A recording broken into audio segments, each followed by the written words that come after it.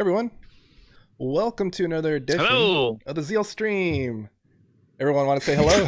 Jason's so eager. Hello. Sorry, I jumped in.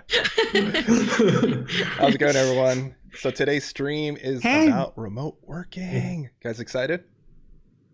Yep. Yes, So absolutely. All right, so I'll let you each one introduce yourselves. We'll start from the top left of the screen. So that's Caroline. I was like, top left of the screen. So Caroline, if you want to introduce yourself.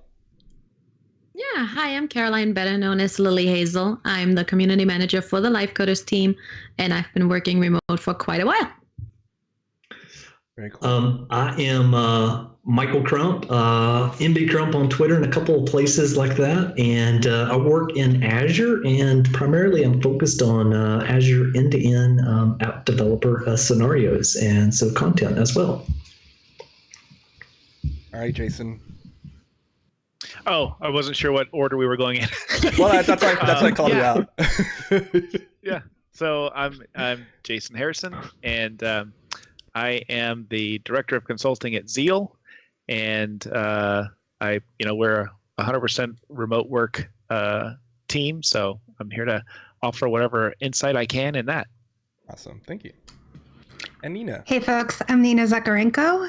I am a Python cloud developer advocate at Microsoft, focusing on VS Code and Azure. And I've been working remotely for probably about 6 years now, so I have a lot of opinions to share. And folks can find me on Twitter at NNJ. Awesome, thank you. So we got a good selection of people going on, small companies to large companies. So I love it.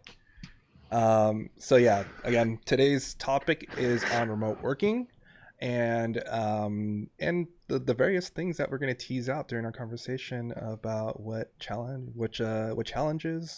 what the challenges you face, what type of things that can help set you up for success, and also tools you can use, and the last thing we'll talk about is what can a company do to set you up for success for working remote. So the first question off the top is, what's the typical size of teams has everyone worked with remote? Yeah, I'll kick it off if you don't care. Yeah, a couple of this, yeah. A couple of the different teams that I've worked on. So I previously worked at Telerik, and we would maybe have teams upwards to maybe around 20 that were completely remote, and we would all be using all of the great and wonderful technologies. Here recently inside of Microsoft, I'm kind of mixed because I get at least about 2 to 3 days at home, and then other 2 days of going into the office. And with that team, it can be upwards to like 40, 50 people. And then I might work on the biggest remote team out of all of you. So throughout my career, I've worked remotely for startups, working with teams of like 5 people. Currently, my immediate team is about 15 people, but our organization is a little bit over 100. And I would say half to 2/3 of us are globally remote. wow, that's impressive. Yeah, that's awesome. Mm-hmm. Yeah. I am on a team of about 10, and that's our team. But because of the way that we work, we are often working with client teams, and they range from 1 to 30 or 40, and so there's varying different sizes of groups that end up meeting together. But sometimes you do have that 30 or 40 person meeting going on, so it can be interesting. And my groups have always been very small, so maximum of 5-10 people typically. Okay. So it seems like we have a good collection of people that are 100% remote culture versus a hybrid type of culture of office and remote, which is great. So in your roles, working remotely, has it been mostly developer focused, or have you worked remote being a manager or or things that don't require coding? And this is open to anyone. So my teams, they've been very mixed. So I've been in advocacy for quite a while, especially when I was at Telerik, about 5 years there. So while we were still writing code, it wasn't necessarily like a production code. We didn't have like normal like sprints and things of that nature. And there was quite a bit of time that's in there that was just like managerial, like just working with and working through, different types of items and things that might arise. And even you're currently where I'm at in Microsoft. Most of that is still, working cross teams. So again, not necessarily like, dedicated like code base, but definitely in the developer space. Okay, great. Yeah. And I'm probably 2/3 development, 1/3 developer advocacy. So probably about 4 years working remotely on an engineering team. And then the past 2 years, I still write code every week, but I don't always get to every day. Great. All right. So now that kind of rolls us into our next question about being either doing development or doing kind of managerial project management, whatever it may be. What were the difficulties that you faced when you're doing remote work? And I like to break this up into smaller pieces. So the first thing I like to cover is like when you first starting working remote, what are some of the early issues that you first faced once you started working remotely? I have a good one. Go for it. When things start to blend, it's hard to know when to stop working when you're working remotely, and that was probably my biggest and most extreme challenge. I see a lot of nodding heads. Yeah, that can be especially impactful if you're the kind of person that really takes ownership of the thing that you're doing. Like you really want to just nail it, and it's very easy to just keep going. And especially if you don't have, other parts of your life that are like right there at the door, knocking, waiting to happen, it's very easy to just keep going. And sometimes that's not the healthiest approach, but it also feels natural. So I don't know. Yep. And also really struggled, especially in the beginning, of not having a proper routine. So I would roll out of like bed, and then I would, jump on a call or whatever. Totally would not share my camera because I didn't want people to see what little hair that I have left, like in a bunch of different directions. And so, it was really truly getting into a routine as if I'm about to get into my car and like go to work. So like coffee, getting all that stuff kind of like situated, and really just being prepared for the day. I still have trouble with the like rolling out of bed and into a meeting because I am not a morning person. It's probably one of the biggest reasons why remote work was so appealing in the first place. It's like, oh, I don't have to wake up at 6 a.m. and commute somewhere. But yeah, it's a really good habit to build, getting dressed as if you were going to an office. And even after all this time, I struggle with it. Mm-hmm. It looks like someone in the chat's also had similar issues too. So Zanion, hopefully I'm saying that correctly. He says, Zanian. There you go. Thank you, Caroline. I found it as a full-time remote worker. I've overworked myself. Then I traveled to the office to visit the office and realized I've outproduced my on-site coworkers by 3 to 4 times when accounting for the interruptions, not knowing that I constantly combat that intrinsic feeling of needing to do more. So it's a very overwork is something that is something to look out for. So it really is. I have some good tips in that space.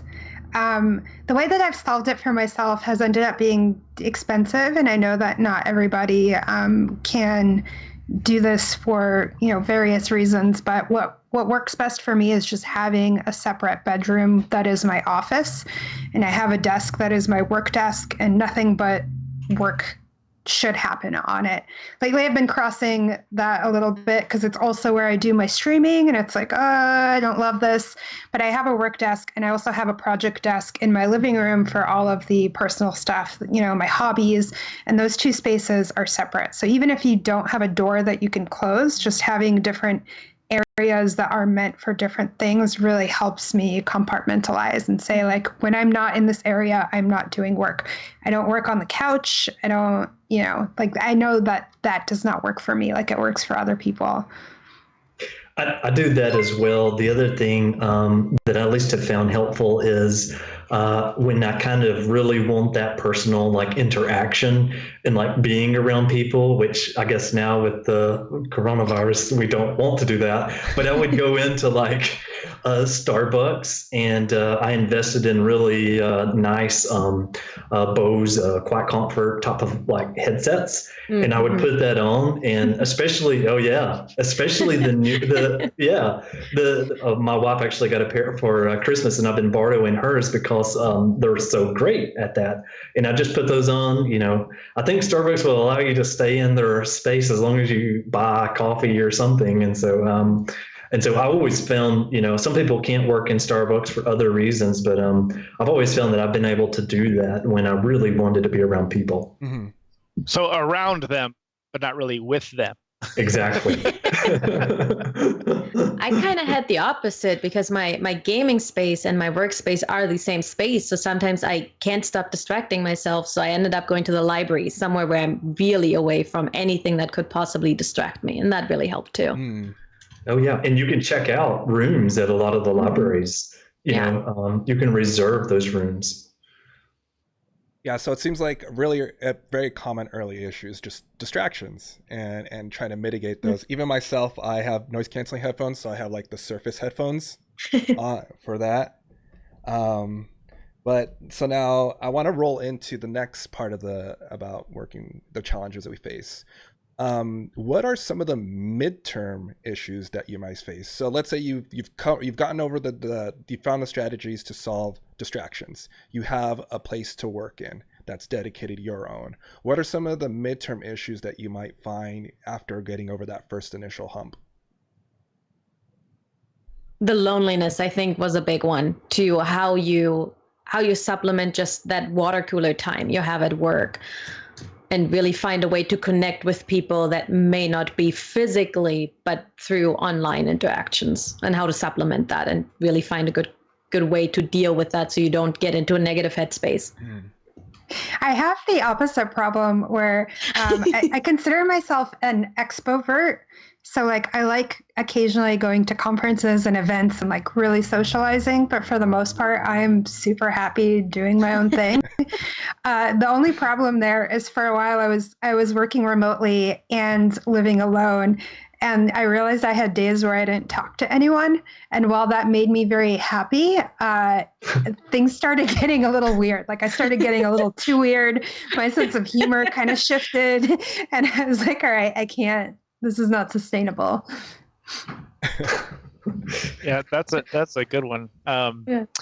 I definitely relate to that, the loneliness piece. For the longest time prior to joining Zeal, I was pretty much a solo dev, and having a team to be a part of was a big part of why I joined Zeal a handful of years ago. I think the other thing for me, it kind of goes along with that, is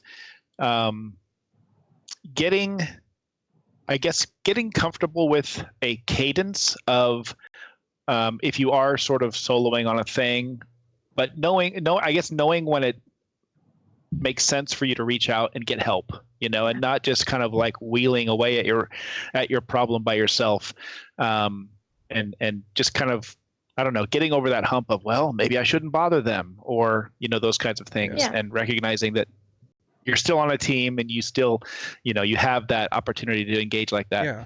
I want to roll off of that. For the midterm issues, when you first got over that initial hump, did anyone have any issues with participation, feeling part of the dev, Oh, yes. part of the the community that is your company, and the accountability, trying to make sure that you stay on task and still producing. I mean, personally, for me, a lot of it was if you're not there in person and you're on the phone, the voice has to be like really loud in order to be considered. I think some of that at least is like, I see some folks that's kind of trying to change that, but the folks on the phone, typically, inside of the room, those are the people that, get to talk.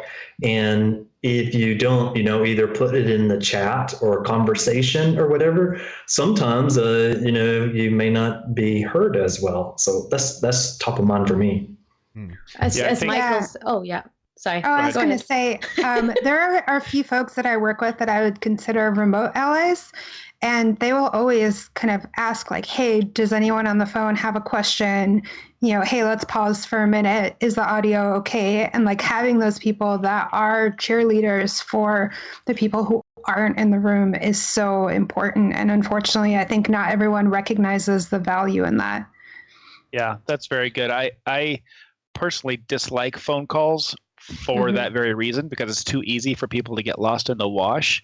But it's great when you have people that can do that. I think because most of our calls are on video, we have tried to adopt various signals, like holding, one finger up or two fingers up if you want to have the next comment or the next comment after that.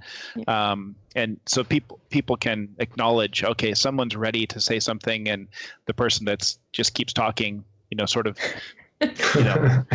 lets them go next. So at least there's a way to indicate that. But you're right, when you're on the phone, it's a lot harder. And I don't know, for me, it's hard to know if people are truly engaged because I can't see them. So I tend to dislike that.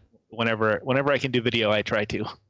Yes. Yeah. And some tools have capabilities. Like I use all the things. I will use the best tool for the job in the moment. I'm on Zoom and Teams and Slack and Hangouts. I opened Skype for the first time in many moons.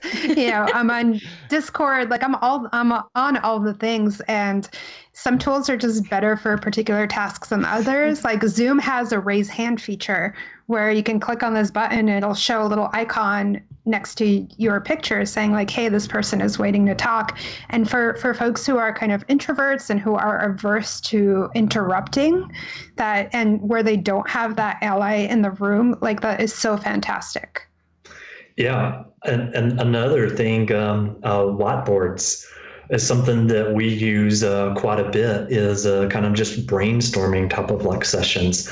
I recently knew before I tried a couple of other things, like I would connect my iPad with like Reflector or something of that nature and draw. But then I recently found that you can have whiteboards inside of Teams calls if you create like a team, which I never knew that even existed. And it's pretty cool. I mean, obviously, being able to share that whiteboard, and then you can export it out to PDF instead of doing or what we used to traditionally do. Like you grab a phone and you'd be like, there we go. I've got a picture. Let's send it out to everybody. I accidentally discovered that Zoom has a whiteboard feature as well. I clicked it thinking I was sharing my screen, and nope, it was a whiteboard. I am shocked. I use both those tools regularly. I had no idea. Yeah, the annotate feature also, like I'm gonna say his name correctly again, but I'm gonna say Zan for sure. So he brought up an interesting challenge with dealing with communicating with other people of different accents, different languages, and trying to resolve those issues of that, because it's a language barrier and it makes it very difficult. And I'm curious to see if anyone else has had that sort of issue with just either poor connections or language barriers and not being there in person and having to work together effectively. Has anyone faced that challenge, and do they know of a potential solution to help with that? Well, when I still worked for recruiting, which was my first remote job, I had to communicate with recruiters and with applicants. I myself am have English as a second language, and so did most of our applicants. And that became extremely tricky when I had to call in, because recruiters would sometimes have trouble understanding me, and then we're trying to connect with applicants and we would have trouble understanding them, they would have trouble understanding us. So we ended up kind of what Zanian was saying, we moved all communication to email, which poses another problem because you can come across a certain way over written text that you really don't come across in verbal. And so that was a big challenge for me because I'm a very direct person, and I would have to be coached into starting with small talk, because I would never start my emails with, hey, how you doing? I would just be like, so-and-so, I need this, and this. And so it was a really big, almost cultural problem mixed with just the understanding problem. But we kind of worked through that with everybody starting to be understanding, and hey, this is going to be a process for everyone. And email really ended up helping at the end. Yeah, I have some experience there as well. I'm also English as a second language, but I think most people wouldn't be able to guess because I learned English at a pretty young age. And for me, that means that folks generally have an easy time understanding me, but I have a lot of comprehension issues around accents. So I can't watch the British baking show. I have no idea what they're saying. Like at all. It takes so much of my brain power to try to comprehend. And I think native speakers have a bit of an easier time picking apart accents. So part of being remote for me, I used to be a pretty shy person. And I think the people that have met me lately would have a hard time believing that. But I had to shed some of that shyness to be okay with things like asking people to repeat themselves or speak a little bit more slowly or clearly. And I think that kind of back and forth really helps to not be embarrassed to say hey, I'm having a hard time understanding you. And also recognizing that, people's issues aren't always entirely apparent. I don't think many people would be able to guess that I do have comprehension issues in that way. Talking on that, from myself being from the South, I have had more folks come to my stream and say, hey, I really like, listening to you because you talk slow. And you know what? I can totally own up to that. And I love that. Aww.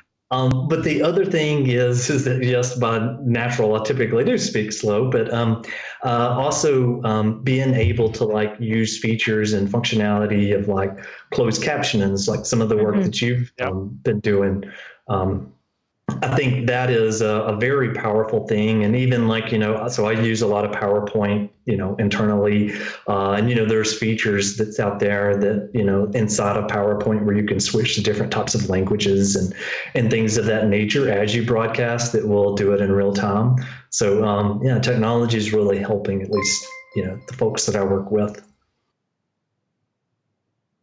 Well, thanks for that. Thanks for that input. So Nina touched on this a little bit, but one of the long-term issues with working remotely, I think personally, is kind of social aspect. You end up kind of feeling isolated. I admit that, you can get a little weird with your humor. How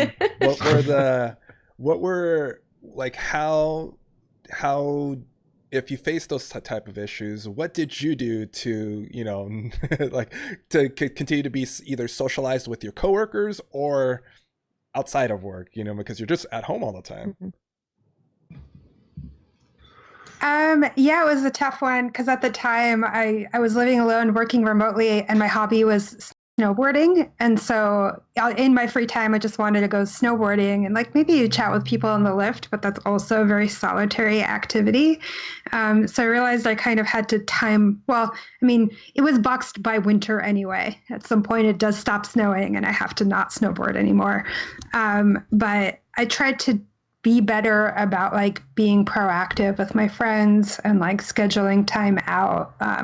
Because it's kind of not a natural inclination for me. And it was really challenging, but to push myself and set little goals and at least go out to the store or buy a coffee or something. Because at the time I was also doing an engineering role where we were not heavy on meetings or which, pros and cons, but I had a lot of kind of head down work time as well. So it was kind of this perfect storm.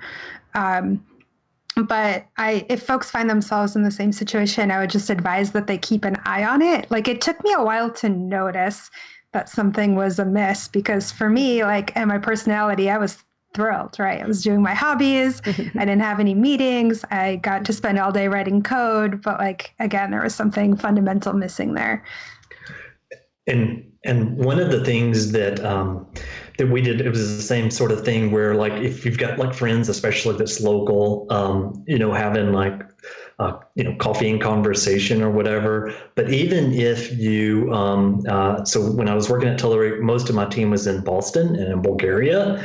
And so one of the things that we would do there is that we would kind of have like a reoccurring like 9 a.m. like coffee like meeting virtually.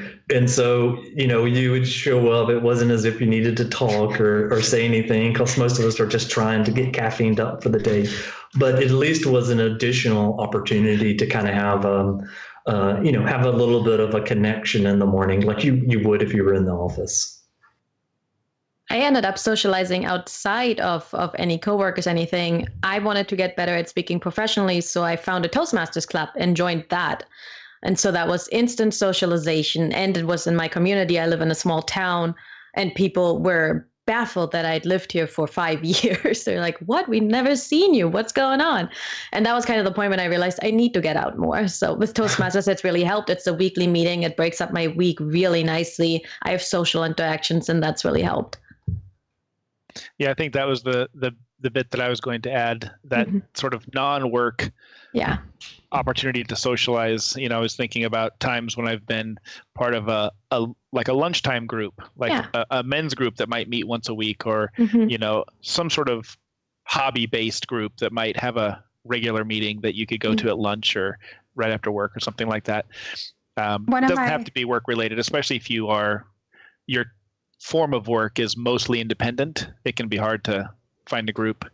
I want to make just one other point. One of the things I think has helped me at times is things like Twitch, and where there are communities out there that have some positivity to them within Twitch. Certainly, I wouldn't say hang out on Twitter so much, but on Twitch, there's certainly groups of folks on Twitch that are very happy to see that you're here and very happy to chat, and you get at least some interaction through the chat and things like that. And streamers are almost always glad that you're there, so you can get some of that from that too.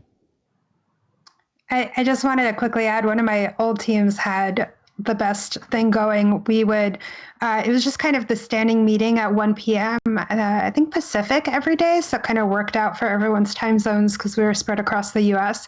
But we would stretch for 15 minutes. So we would just go around the room. Everyone would pick one stretch. It would have to be easy. The rule was no cardio.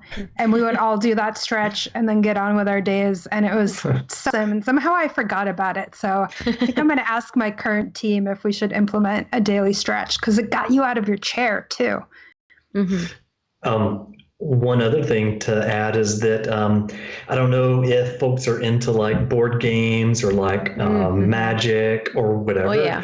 But a couple of the game stores that's in my area, I'm in Redmond, but a couple of the game stores in my area, they have at lunchtime, they have games going on. And so you just bring like whatever board game that you want, and you can play for 30 or so minutes or an hour or 2 hours if your boss lets you, and then just go on home and enjoy the rest of your workday. But and most of the people I found that are playing during the weekday at a noon, at noon, they typically were in the same kind of position where they're remote workers. So it was good to kind of catch up. Oh yeah, nice. So going from that, I want to get a little bit more into the deeper part, like a little bit more of a conflict. So like, were you ever in situations that you had to resolve conflicts or disagreements with other people on the team? How did you go about doing that? Because we're not in person anymore. We're all remote. That was probably the biggest challenge, because as I was saying earlier, sometimes written word gets construed very easily. So I would find myself in a conflict before I realized I was in a conflict.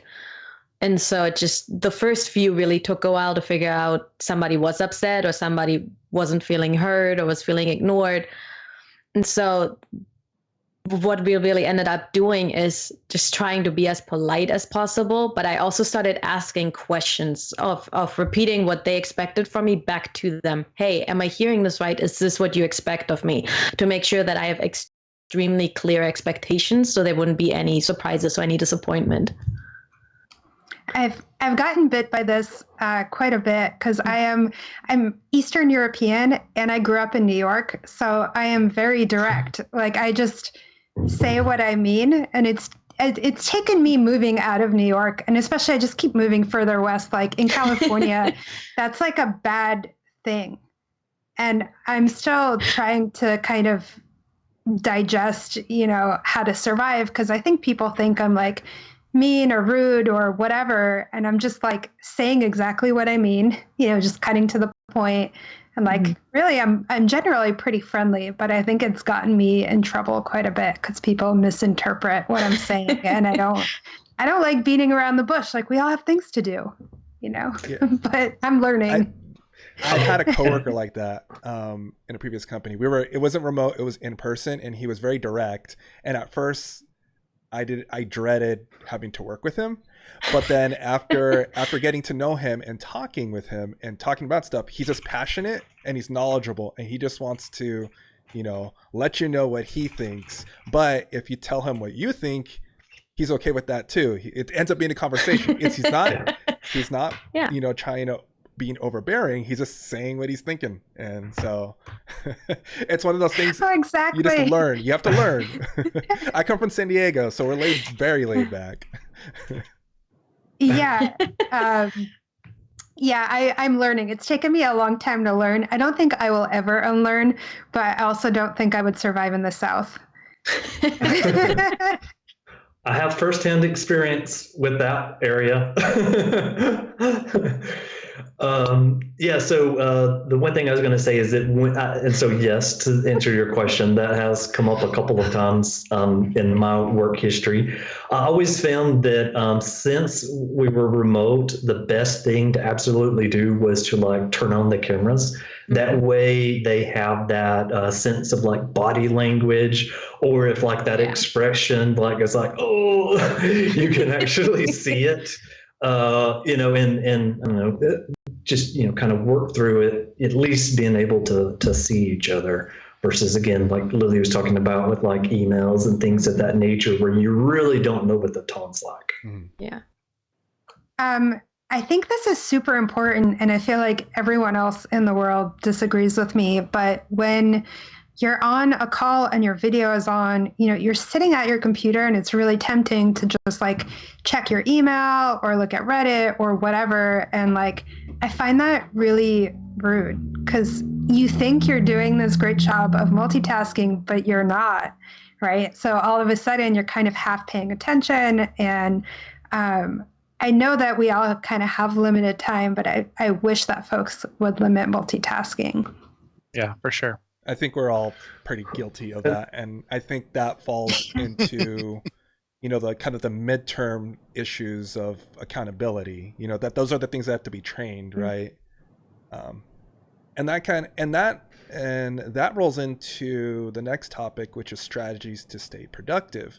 In the survey that I put out that you've all wonderful people have filled out, one of the things that someone brought up was always reevaluating yourself and your remote work setup and how you operate. So being aware that you're not giving your full 100% attention to the meetings, these online meetings is one. Another one was another strategy was Caroline brought up was setting expectations not only for yourself but of what you expect of your coworkers. What are some of the other strategies that you've all found that are fairly effective to stay productive while working remotely? For myself, I had to downsize from 2 monitors to 1. I know everybody loves it, 2 monitors, and I did too, because I tricked myself into thinking I'm going to be more productive with 2 monitors. What ended up happening, having Netflix on my second monitor or something else, email, and now I'm on 1 monitor, I have to make the active decision to switch windows to do something. And as I'm making that active decision, I can reevaluate, hey, what am I doing right now? This is not important. So I actually stop myself in the track a lot more. And so that's really helped me, which I know a lot of people, especially people that really do programming all day long, they can't really do that. But for me, I can still do it right now, and that's really been helpful. Yeah, I was going to say that if I had Netflix running, I definitely couldn't do my job. I definitely couldn't write any code. That is for darn sure. I think there's a handful of things, and it really depends on I guess maybe not the kind of person that you are, but your work style. For some people, it's easy to sit down and just crank through whatever they're doing for 4 or 5 hours straight without a break. But for others who maybe they're more naturally fidgety, they need a little more motion, whatever it may be, setting a timer and saying, I'm just going to go for 30 minutes and then I'm going to get up and I'm going to do some push-ups or, whatever it might be. I'm going to walk around the house or whatever, and getting that little break and then coming back and doing another 30 minutes, I think can be helpful. The other thing for folks that are working on a team, there's some natural accountability happening because you're communicating, whether it's through Slack or Teams or whatever tool you use to communicate. So when people are needing your help or you need to reach out to someone else for help, those kinds of things, you all have an awareness of, okay, who's on the clock right now and who's not, can help a lot to just kind of, especially with technical, or there's lots of roles where this might happen, but you get to a point where you might be blocked by something and you don't know who to reach out to. So you just sit there and twiddle your thumbs for however long it takes. So, having that ability to reach out and know who's kind of available at that time helps you stay productive and not get into that mode where like, oh, I'm going to throw my hands in the air and sit here and wait. Yeah, having set business hours really helps for me. At first, I was like, I can work whenever. It's so flexible, amazing. But really, I thrive with the structure. So I kind of know that I have to get particular things done in this particular set of hours, and that I can't just push things later or work late or whatever, because then every day will slide. And yeah, there's something else. I had a really good thing and then forgot it. Poof. It'll come back. I talked too long. Sorry. No, it's a me thing. It is not a you thing. So while you're thinking of that, one of the things that I found is pretty productive is that at least with some of the tools, I know again, especially with like Teams, you can actually put a sticky on your status. So when somebody starts typing to you, if you have your set hours of, okay, so I'm remote, I'm going to be working from like 10 to like 7 or whatever, they see that every single time. It's like setting that expectation like way up front, I believe helps quite a bit. And then also to stay productive, I always take 30 minutes or so to go for a walk. And yes, in rainy Seattle, I am used to that. That's probably why you see, I have such a huge collection of like baseball caps and hoodies as well, because, I'm used to kind of like flipping that over and going for it. But getting fresh air, I don't know, that's just something I have to do. Oh, yeah. I remembered my thing, actually. It ties pretty well into it. I feel like when you're at home, there's kind of a lot of home things that are always, fighting for your attention, like, oh, I have to do laundry or wipe up in the kitchen or whatever. I found that I need frequent breaks. And I found that having a menu of things I could do, like a 15-minute walk or 15 minutes of folding laundry or, 15 minutes of coloring, for example, and just kind of having like a set menu of things to choose from that would help me unwind a little bit was really useful and would keep me from getting sucked into things that I shouldn't be getting sucked into. Yeah, that's a good one. Yeah. So an interesting one that kind of got brought up, and also during a conversation with my boss Trevor, was the idea of perception of participation. So I think we teased on that a little bit. And being remote, we don't see each other. Do you find it easier to be more productive or not feel as alone when you look at Slack, Teams, whatever it is, instead of people saying that they're marking themselves as offline, they're tagging that they're in a meeting, they're doing this, they're doing that, and then at the end of the day they finally sign off versus always being online? Do you find that helps you a little bit with not feeling alone?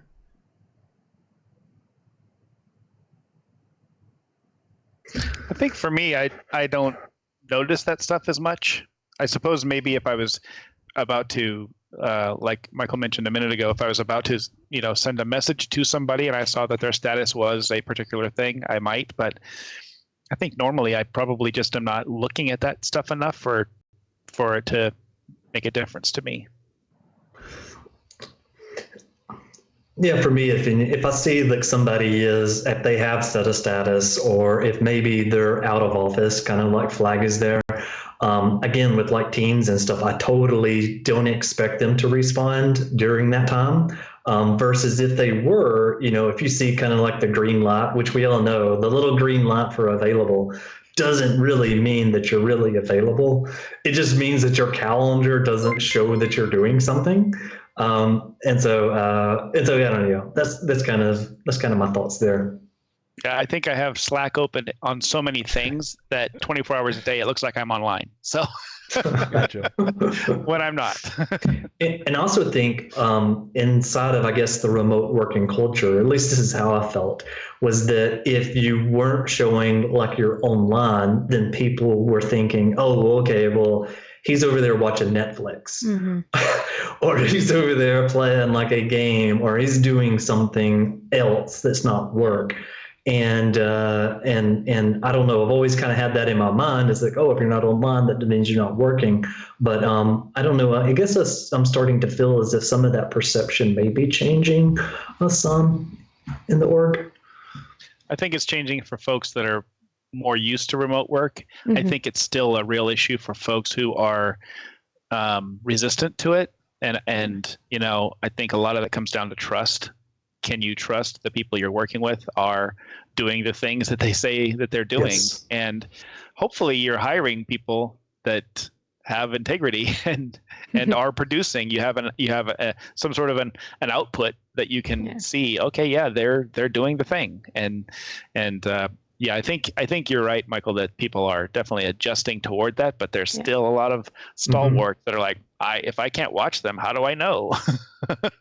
Exactly. I want to dig more into that. So right now we're in a predicament that people are thrust into having to work remotely. It's not a choice. They have to do it.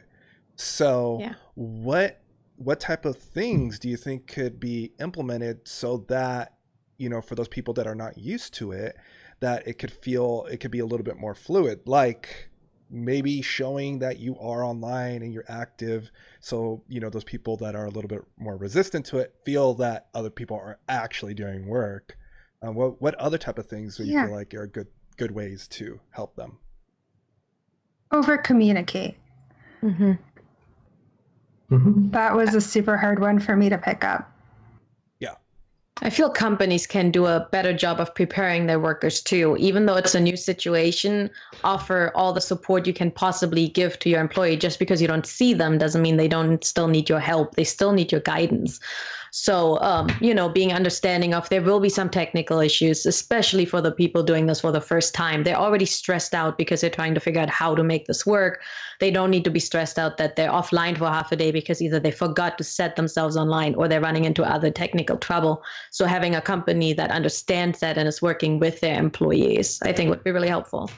Yeah, and even, since Microsoft has been, remote for, I don't know, maybe 2 weeks now, something like that, having also that ability to, so a lot of the folks, so I've spent these last 2 weeks trying to I've helped set up so many cameras and microphones of all sorts of types. And I'm even thinking I'm not even like the expert on setting like these type of things up, but I've went through the troubleshooting so much here lately. But having and even kind of even like suggestions of you can use your laptop camera and that at least like get a fairly decent headset. Just some of those bare basic type of things that folks haven't been used to, especially those that are 100% working in the office. And I was on another meeting and we had about 45 people on at the same time, and it was a lot of, at least the first 15 minutes was trying to figure out how to get the video and everything working again. and in like especially in my Telerik days, where Mr. Jeff Fritz, I think he was watching here, we were used to, just like this call, we were used to, we have a meeting, everybody jumps in, everything's working perfectly because we're so used to it. And so, yeah. Yeah, there are some habits that folks who are new to remote work can get into. Like, I'm always muting my microphone when I'm done talking because I don't want to be the person that burps. Or I think for one of our big team calls, I won't name the guilty party, but they were walking and their microphone was rubbing against their jacket and they didn't know that they were muted because they were joining the meeting from their phone. It just sounded like someone eating cereal and for 10 minutes. There's always those. Yeah. So there's like a few things you should be doing. Good camera is great. Like, even a basic camera lighting really helps. So turning on all of your lights, but also muting your microphone is key. Yeah. I think, the great thing about it is that this is not a new way to work. And so there are a lot of best practices out there, or at least practices that lots of different sized organizations have come up with. But Zanian brought up an interesting point. He said, or they said, I go offline to get work done. I hate having my flow wrecked to service low impact issues. And I think, the thing from that I take is it's very important that the people that we work with understand that, right? Yeah. And this comes back to that over communicating part, making sure that, you know that I'm offline because I'm focused and not that I'm trying to not address your need or whatever it may be, but it's not hard to come up with a handful of very simple ground rules for when you can be available, when you can be interrupted, and these kinds of things. And it's going to be a transition for those folks that are used to just being able to walk around the office and jump into your office as whenever they on demand, whenever they want to. But that's not a bad thing for them to learn a different way, So I think being proactive and really just talking about, okay, here is the way that I think I can do my job the best in this situation, and here are some approaches we might take, and just being able to communicate about it and talk about it. Going kind of tying this into the conflict resolution part, I believe, at least in my experience, that being successful at remote work also means being successful at being mature emotionally and in other ways, because it is different, Talking about earlier, we talked about people potentially taking offense at the way you communicate because they don't realize that that's how you communicate, and so just having the ability to slow down and say, okay. And I think patience was also mentioned in here at one of the comments, just having patience with the process. And as Michael mentioned, 15 minutes of like figuring out microphones and video, it is going to take a little time to get over that and have the patience to just kind of work through it and figure out what's going to work for your organization. Yeah. I think, and then setting expectations, what Caroline said. And then Jason, you said trust. I think it all just comes down to just trust too. Yeah, trust is so important because if you have the trust that I have a couple of folks that's on my team, and like when we get, we all have like assignments and stuff, I never ever think to myself, oh, okay, I got to go check in to see if they're actually doing it. I just know they're good people and that they're going to do it. It's going to be great. And so, so I don't know, that trust really rings a bell for me. Exactly. Yeah. Like if you have been working with someone who's been fantastic and all of a sudden you notice, maybe they're not online on Slack or whatever, just give them the benefit of the doubt that they're doing the right thing. They haven't, started working from home and like they didn't grow horns, right? Like it's not what happens in a home office. Just expect, people to be good, give them the benefit of the doubt unless they kind of consistently prove otherwise, and then try to collaboratively work through those issues because there might be something else going on, right? Yeah.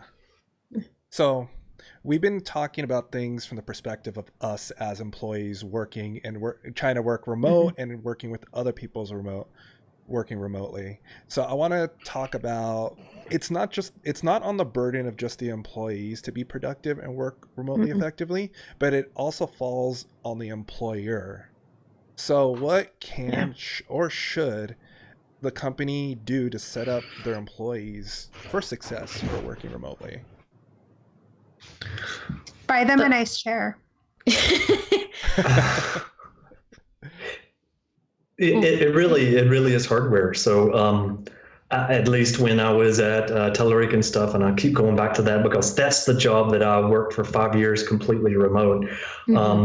It was a very common thing of like, oh, okay, well, here's the type of equipment that we believe that you need in order to be, successful as a remote employee. And, I can even say, here at Microsoft, they have a policy that during this time, if you need hardware to perform your duties, and at least if you can, drive in or whatever, you can actually go back to your office and take that hardware and then bring it home to use it. So it's very much an enablement. And I know this varies, from company to company, but if companies have that support and that belief and trust in their workers, then amazing things can happen. Well, I was going to say, before even we get to hardware, the very first position I worked remote for, I was tossed into it from one day to the next without any guidance, not how to communicate to my coworkers, not how to do it. It's just, here's VPN info, good luck. And I had to figure that out for myself. And I did figure it out for myself, but that was probably the most frustrating weekend I had ever spent. And so if workers are open to it, or companies rather, especially now where they're being forced to, even if you don't really know how to do it, look into it, put a team together to put documents together for the rest of your team and really try to support people like that. That is key. I have seen internally, not by our team, but another team that had a wiki that was completely on working remote. And it's funny is that after as long as I've been doing this, I was able to look through that and I was able to find all kinds of things that I still didn't even know about. So, yeah. I think one of the biggest challenges when it comes to the employer part of things is trying to have a team that's mixed, where part of it is remote and part of it is not, and if they're working closely with each other. And so I think, again, going back to the documentation makes a big difference. The communication makes a big difference. And, the support, like Michael's mentioned from Microsoft, hopefully companies are supporting their folks and helping them get set up in a way that is helpful. As Zainian mentioned, working from the couch is not feasible. That's not a thing that you want to try to do. Working from your bed, also not feasible. You really do want to have some sort of space you can set aside with a reasonable surface to work on and a good chair and a headset or a microphone or something that because as we talked about, one of the biggest adjustments as you get started in this is getting everyone used to speaking into a microphone or having a camera or those kinds of things. And the sooner you can help folks adapt to that, the more efficient all of the things that you do beyond that start working better. So, but I think that it really does come down to support. I mean, you can't just say, hey, everybody work from home, and then you're on your own. You can't do that. I think the nice thing that working with Zeal did is there's kind of like there's like a part of your employment package is like the package of like, hey, this is this headset we recommend, and they'll send nice. it to you and the other equipment that you need. So it's not just, hey, you need these items. It's no, the company's saying, here are these items we know work effectively, and in this case we all use this. So if there are issues, it's easy to troubleshoot versus like Michael, you were saying you were helping all sorts of different microphones and webcams, and you can standardize, just like in the office, if you can standardize a remote setup, it makes it a lot easier. Very true. For how about like, so from the company's perspective, how about trying to still build community and activities? Being in the office, there's like all the standard stuff that usually companies do, where it's ping pong tables or just chatting during lunch. What can companies do to extend that into the remote world? We've tried a couple of different things. At one point in time, when we were more of a mixed team where we had several people remote, but also several people in a particular location, we would open up, at this time, it was a couple of years ago now, we would open up Hangouts and just have a big TV with a camera in the office space where everyone could just, as they're walking by, they could, have a chat or whatever, and remote folks could jump into that and be there, virtually. The other thing that we have done, and this, you can go overboard with this, but is try to, whether you're in Slack or Teams, try to create some areas where people can share non-work things. We have places where people are sharing, things that they're building or creating, or whatever it might be in their non-work life. We have places where people talk about they just bought a home, or they just moved into this place, or they got a new pet, or whatever it might be, and it helps us stay connected. We also have a weekly, what we call them a sup, which is short for stand up. It's a short stand up with just you and another team member, where you're just going to chat about things, and just get to know each other, and that just kind of rotates through the team. So you're creating some bonds there, which obviously, well, hopefully anyway, leads to a little more communication about just kind of what's going on in your world, that helps you stay connected. Yeah, I like having a weekly in-person water cooler. Well, in-person remote, just like a weekly meeting that is optional, not required, where folks can drop in and, say hello and chat, and really goes a long way to helping people feel connected without the stress of work. We also would have a usually once every 6 months or so, kind of like get together, like in person. So it wouldn't necessarily be a work related thing. I remember for like the holidays and around December and things of that nature, where we would all kind of like get together.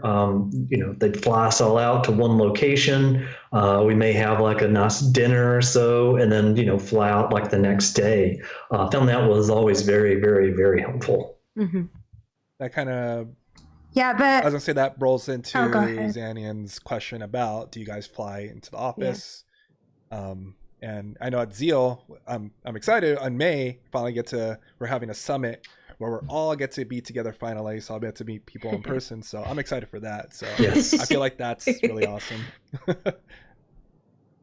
Assuming flying is a thing in May. Yes. When I worked for a startup, the startup that I worked for had like hands down the healthiest remote culture out of any company I've been at. We're about 25 people. And one of the things we did was get together every 8 weeks in Chicago. And that was just kind of a non-negotiable part of our budget. And it went a really long way to creating a strong team. The team that I'm on currently, unfortunately, there are more of us and we're globally distributed, so it's expensive. And we've settled on meeting once a year. But that also means if somebody is, sick or can't make it or has a conflict, then they kind of just miss out on that opportunity to connect with their coworkers in person. And I feel like the bigger our team has gotten, the more intimidating these events have been.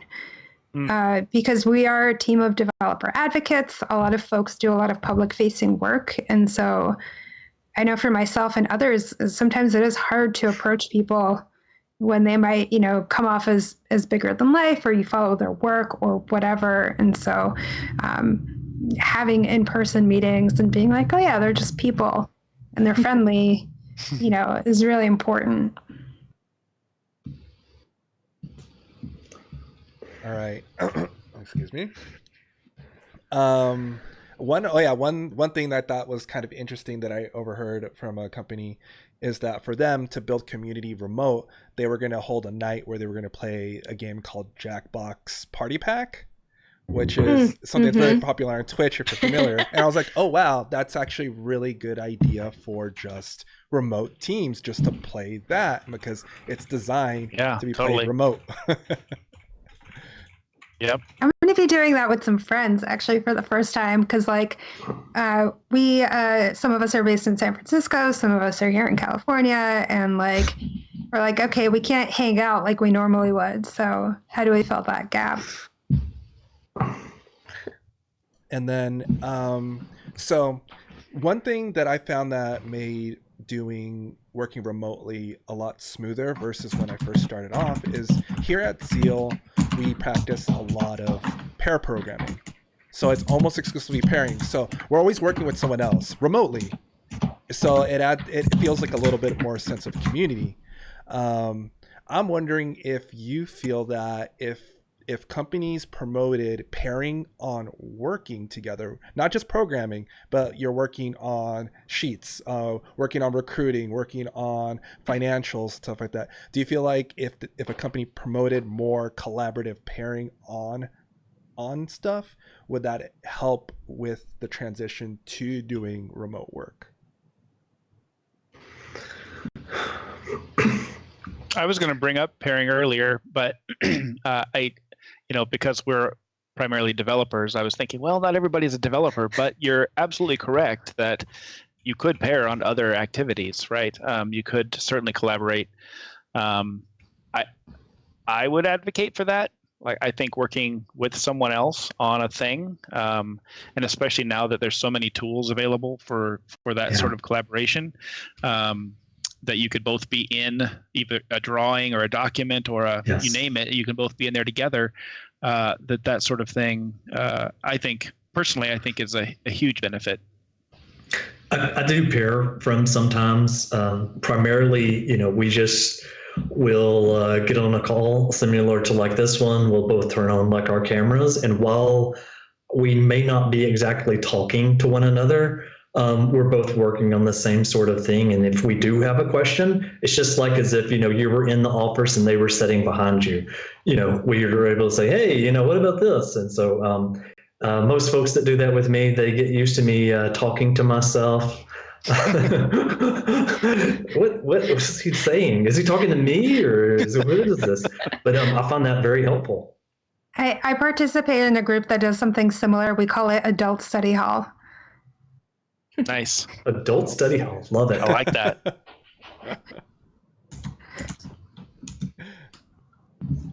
So let me see. Trying to go through. Do you think so we talked about kind of like mental health, about yourself and being aware of that. At the company level, what can a company do to ensure that the mental health of their remote employees, like they don't feel lonely, they don't, they're over communicating, or all those small soft skill things? What can a company use, or what can a company do to ensure that people are happy and healthy? I think I have some good insight here. I am a self-described expert in burnout, in that I've burned out quite a few times. Exactly how to do it. I know how to do it. Even though I tell myself it'll never happen again, like finding myself in this position. But kind of after I burned out, I found a blog post which then recommended a book about organizational burnout, and it talks about the 7 reasons why burnout can happen. And surprisingly enough, only one of them is working too hard. So I'm going to pull up this list because I think like these are all just fantastic things that an organization should be aware of, and especially with remote work. So the 7 different imbalances that can happen between an employee and their company. One is a lack of control. So not having a lot of say in the work that you're doing, or feeling like your control is restricted or undermined. There being a values conflict. So a disconnect between your values and that of the organization. Insufficient reward. So feeling undercompensated, underappreciated, taken for granted, a work overload. So feeling like you have too much work, that's too urgent or it's too complicated. Unfairness. So being treated poorly by the organization, management playing favorites, assignments and promotions happening behind closed doors. And then the last, and I think most important thing, is a breakdown of community. So feeling like your colleagues patronize you or others, there's no one to talk to about conflicts, and feedback being non-existent, right? And I feel like this is kind of like the secret sauce, right? Of people feeling bad or isolated or jealous or whatever, right? And all of these things are hard to juggle, but I feel like it's doable by organizations big and small. Is there a link you can toss up in the chat to that? Yeah, I'll drop in a link to the blog post. I went ahead and read the book that the blog post was based on. It was very long and very boring, but I did learn a lot. The book had all of these studies that this kind of write-up is based on, and like the numbers, and I don't know, I geek out about that kind of stuff. So here's the blog post, and then I will pull up the book in a minute. Awesome. I'm biased, but I think that the approach that we take at Zeal is pretty good in that and it kind of goes along with the points that you just mentioned, but I think for me, a key part of that is, how do you know when people are feeling that way, right? And so one-on-ones are very important, and them those being very open communication opportunities. People feeling safe to say, "Hey, I'm unhappy," or "I'm dissatisfied," or "I feel mistreated," or anything like that. Safety is a big part of that. And then on more company level or group level things, it depends on the size of your company. I don't think Microsoft does a company-wide retrospective, but we have a company-wide retrospective at Zeal because we're a smaller team, where everyone has a voice and an opportunity to say, "Hey, what about this thing? I heard that we were going to do this and then nothing happened. What happened with that thing?" Or, so there's some global things that you can talk about. And again, it's an opportunity for folks to have, whatever that feeling is. Maybe it's an uncertainty that they have about the company, or an uncertainty or a fear of something that's happening that they don't know about. And again, that's part of that control thing, right?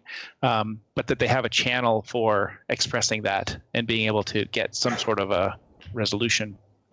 And I find that, at least from my side, the few folks that's on my kind of mini team is I'm always very open and very wanting to let them know that like mental health is something that totally can be talked about. So like, if the leaders are talking about this and they're just letting or maybe even sharing some of their own struggles with that, then the employees that work necessarily under them or whatever, they're also able to to freely talk about that as well. And that even when we talk about like sick days and things of that nature, I've always tried to at least make it very clear that sick days does not mean you're like throwing up. It can also be a mental day where you need some time just to yourself to like rethink and to kind of get yourself back grounded again. I think that probably that type of mentality should bubble up to the top too when working remote. It's not just, the company should be like, if you're just not feeling good, just, don't come to work, like you have those sick days because you can, it's not just physically, it's also mentally. It's just some days you're just not there. Even when you are physically sick, I've seen a lot of companies that kind of push employees to be like, oh, well, you're home anyway, might as well take this meeting or phone call. You have your laptop. And like, I've been in that position before where I was working on a project and there were deadlines and I was sick and I just didn't get better because I wasn't resting. I wasn't giving my body time to recover or recuperate. And like, that wasn't fair to me or the company, right? And so now thankfully, that was kind of a short-lived situation, but it's important to kind of put your foot down even when you are feeling only accountable to yourself, right? And being like, oh, maybe I feel good enough to get on this call or whatever. Just like, don't do it. Your health is most important. And it's so easy, especially during those times, because you probably have got your phone in your hand. You're especially if you're not feeling that great. That's something that doesn't take up a lot of space. So you may have your phone, and then you see that email pop through. And at least I have always had the struggle of wanting to respond like so badly that I've actually had to delete the Outlook application on my phone. I've also went in and had to turn off notifications. I'm that bad. Like, I mean, that was, that was the only way I could like truly help get myself better. Yeah, I'm in your boat, Michael, too. A lot of my work right now goes through Discord, and I have a love-hate relationship with Discord because I do love it, but I had the same problem. I had it on my phone, and people would, despite having do not disturb on or appearing offline, people will write me, and I have the urge to reply right away because it's like, well, that's what I should do. And I needed to delete that too. So I know I'm at my computer, I will check it. I walk away, I'm not going to check it. I don't care. So I love how Slack handles that, like with snooze notifications where like you just don't get them until you've specified you want to see them again. Yeah. I think, something that I just thought about right now is like one thing that if you're working remotely collaboratively, it's like a chat tool that allows for threads is really, really nice. Because like with Discord's just a feed of text, but with like Slack, you can go into a thread and continue a conversation so that you're not polluting and overlooking, having someone else overlook a conversation. And I think that's very important to think about when promoting remote work is enabling with the tools like threads and side chat, like it's still visible to everyone else, but it doesn't pollute and add a lot of noise to overall conversations. But yeah, so it's 2:15 now. How's everyone feeling? Good. Very good. You have more on your list? Well, the last thing that we can talk about, and if there's time, we're already over an hour, and it's this, it's a lot. It's a lot. It's pretty physically demanding and mentally demanding. The last thing was just to talk about tools that you like to use, that you think companies should use, that help you become more productive, more effective. And that's all. That's the last thing I wanted to talk about. I love BlockSite for me personally. As I mentioned earlier, there's a really easy way to get distracted with social media specifically. So I set out, I have a thing about BlockSite. I just got an alert on my phone, my Android phone, that BlockSite like could be snooping on you. Oh, okay. Oh. So then related apps. That's the Chrome extension, right? Yeah, there's a Chrome extension and Android app. I haven't had time to like dig into that alert and see if it was a mistake or something, but just thought I would bring it up. For things like that, I haven't used it in a while, but Rescue Time, and I think there's another app similar to that not only can, I think it can block stuff, but it also lets you see how much time did I spend on these other things, so you can kind of self-adjust.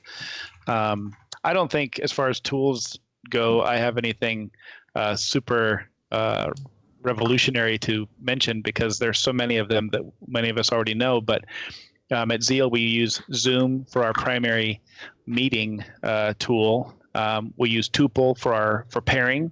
When we can't use Tuple for whatever reason, then we'll fall back to Zoom or VS Code Live Share, because we do use VS Code as our primary editor. And then Slack, as Eric mentioned, we have, we make copious use of the threads most of the time, and lots of channels for sort of water cooler like things that we can just share with each other.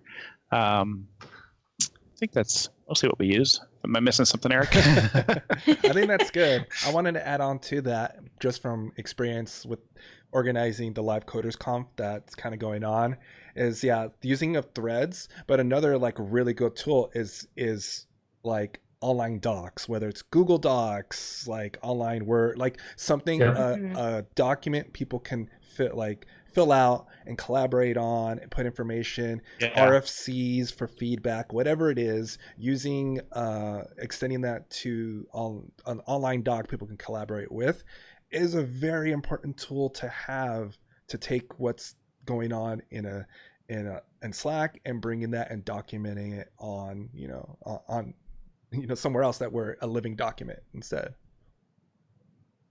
Absolutely true. Transferring those things we want to keep out of Slack is very, very important. And just all of these are awesome. Another one to add into this list here is like stand notifications and stand kind of like reminders, even though I've been setting this whole time. There's a ton of apps, regardless if you're using Mac or Windows or whatever, that will automatically give you like reminders. Okay, get up, because sometimes if you're one of those type of people that you get so focused in on what you're doing that you just completely look at the clock and 3 hours has disappeared. That can be very helpful, for you, for you to see, So I actually use a Kanban flow for a lot of my stuff, just simply because I don't have to use AAD or any of those type of tools, because I use a bunch of different machines, and they have the Pomodoro timers and stuff that's built into that application, or there's like free ones, everywhere for that. What app is this with the built-in timers? It's kanbanflow.com. I'll type it in here. And by the way, which is the app for tuples that you guys were talking about? So it's just called Tuple. Yeah, it's just called Tuple. Basically, if everyone remembers like Screen Hero, they filled the. I loved Screen Hero. They filled the gap. Yes. They filled the gap for that, and they're doing an excellent job doing it. I've really been enjoying using Notion lately to stay organized. Yep. I use that pretty heavily. Notion's great, as everyone saw when I sent out the the prep. Notion is great because it has the collaboration, it has organization, and it's kind of like Evernote but even better. You have the ability to share, the ability to hide. I mean, all sorts of ways to kind of organize that. I just want to touch on something real quick. So, Michael was talking about using Kanban boards to stay organized. I was wondering, because like for regular employees, should a company kind of restructure how they assign work to an employee when you're working remotely? Because usually in the office, it's just kind of like, here's a sprint board. These are our expectations, get to work. Would it be more beneficial that you try to kind of more laser focus them to be like, hey, here is a track of tickets I want you to work on, and here's the order in which to do them, like laser focus them so they can stay focused? Do you think that's a benefit, or the standard kind of like Scrum type of default flow is okay? I think that depends on the employee, honestly, because some work better in the same style they've been doing work in the office, and some will do a lot better if they get laser focused small chunks of tasks. So I think if a company can afford to almost wait it out a little bit and see in which category the employee falls, and then work with them based off their strength. Yeah, and I find that like some of the boards that I use, especially when I'm working with a whole variety of different people, they may not be as, active as like checking it or waiting for like the email to see like what's assigned to them, versus when I've worked just in, completely technical teams that, they're kind of like used to like monitoring or living by, which ticket was assigned to them recently. I think whatever flavor you want to practice, some sort of daily touch base makes a big difference. There's two reasons for me anyway. Is if I just give you a bunch of work and we haven't broken it down into really bite-sized pieces, then you're going to be kind of overwhelmed with that anyway. So we want to touch base and kind of like work through that. But the other is that having that daily stand-up, at least that's what we call it, is helpful to say, okay, I'm working on this particular thing today, just this one thing. I'm working on this thing today, and I've had a look at it, and I think I might have a challenge with this bit or that bit, and it's an opportunity to kind of like alert the team that I might want some help on this. And again, it helps you not get stuck, not feel like you're stuck, and it, at least for me, it feels more efficient than just say, here's a trough of work, go at it. Excellent.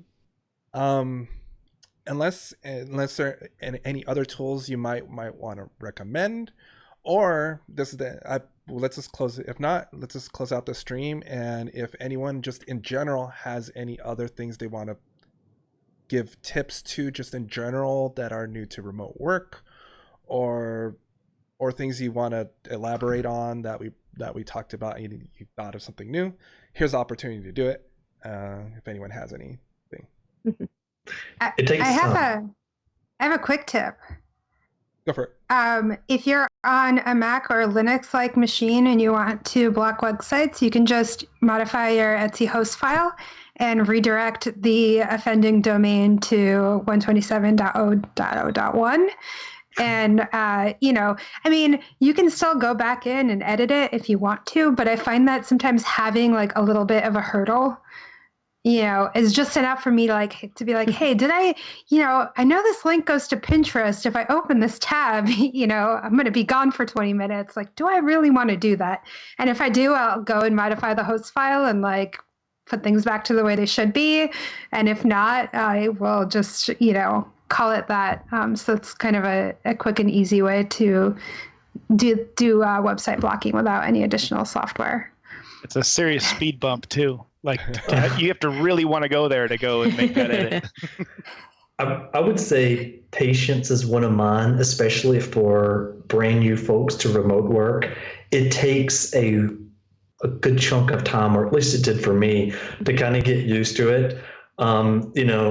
Even like with getting used to like streaming and stuff, I've been in this since like October. I'm still learning stuff today. And it's the same exact thing with like remote working is that I found that even when I was doing it for like my second, my third year, my fourth year, and even some today, I'm still learning bits and pieces of it. So have the patience with it. And it may be very easy to kind of like get up and say, oh, I need to go back into like an office type of job, but like, truly fill it out. My biggest thing is just be gentle with yourself if you're new at working from home. There's going to be hurdles, there's going to be bumps, you're going to feel certain ways, and it's all very valid. Just take your time, relax, and talk to people. Yeah, for sure. Yeah. I would say my last tip is to invest in having a comfortable working environment. You might feel like everything is kind of falling down and you don't have time for that, but if you make a little bit of time, consider it an investment, because you'll just be more comfortable all around in the coming weeks. Yeah, the most recent best advice I heard was just constant reevaluate, not just your work environment, your personal health, whatever, all those little things. Constantly reevaluate it, whether it's okay, because maybe you need to change something. Maybe. And also another good advice that I read about, and I told my wife and everyone else that once I started working remote, is when I am remote, consider me in the office. Do not talk to me. Like if you need to get in contact with me, just like I'm in the office, you send me a text, you message me, and then I'll get to you when I get to you. But if I'm at my desk during work hours, then you can't shoulder tap me, you can't do any of that. I'm at the office. I might as well not be there. Yes, that's very important. And that's not Eric being angry. That's Eric being direct. Just so everyone knows. I just want to thank everybody. This has been awesome. Yeah. Great chat. Yeah, I was also going to just throw out, there are some of those devices, or some people made homegrown kind of devices that has things such as busy light indicators, and especially those that have kids and things of that nature, they kind of put those outside, like of their door or whatever, and that way it's another safe spot where people know when they can come in or come out. Yeah, I'm going to Yeah, one of our team members has an actual on-air light that changes color. Yeah, I have the low-budget version. I have a piece of paper I wrote on air and taped it to my door. I'm gonna do that. Sometimes you don't have to spend money to get the effect. I should do that with my hue light. I have a hue light right here. I should just change it to a red when I'm working. There you go. That's how you know. Well, thank you, everyone. It was a pleasure. Yeah. It was great getting to know you folks. Thanks, everybody. All right. See you, everyone. Take care. Thank you again. Bye. Bye-bye.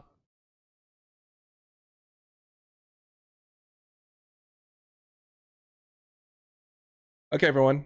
We're just closing out the stream. Thank you again, everyone, for participating. If you liked what you saw, please give the channel a follow. Thank you, everyone, that recently gave us a couple follows. Greatly appreciate that.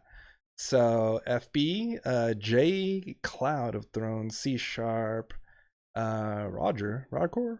I don't know. There's a couple other ones that I can't pronounce, but thank you, everyone, for the follows. Thank you, everyone, for participating in the stream. Thank you very much. If you give everyone that was on the stream a follow, please do. We have at MB Crump, we have Captain Callie, we have at that one Jason, and then at NNJ.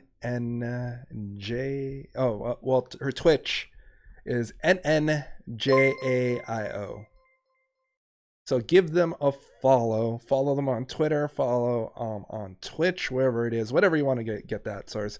If you would like other streams covering other sorts of topic, if you want a deeper dive into remote working, let me know. Hit me up on Twitter at Talk to Me Gooseman. These Friday streams are here to educate, learn, and collaborate, and I really enjoy it. And everyone else, I hope, enjoys it. So if you want to see other types of topics being discussed in the dev world, working world, let me know, and I can make that happen. So please do. This stream is not only for all of you. So thanks again, everyone. We're gonna go ahead and sign it out. Let's see. Oh yeah, and then here we go. And then Michael Crump has Azure Dev Streams. Here we go. We could throw that in the chat. We got to plug that. That's actually a really great resource. Michael Crump has a beautiful resource to learn everything about Azure that I've used. So if you're curious about learning anything about Azure, check out his resources. Definitely give him a follow. Please do.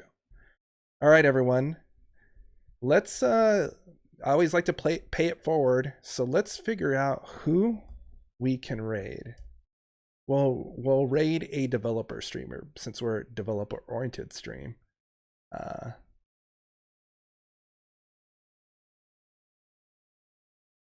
We'll raid over to James. He's working on a mobile app. So let's hover it over to James' stream and give him a epic high five when you see him. And away we go. So thank you, everyone. Have a good weekend. Stay healthy. Stay safe. Wash those hands. Do all those things that they're telling you to do. And I'll see you next Friday. Bye, everyone.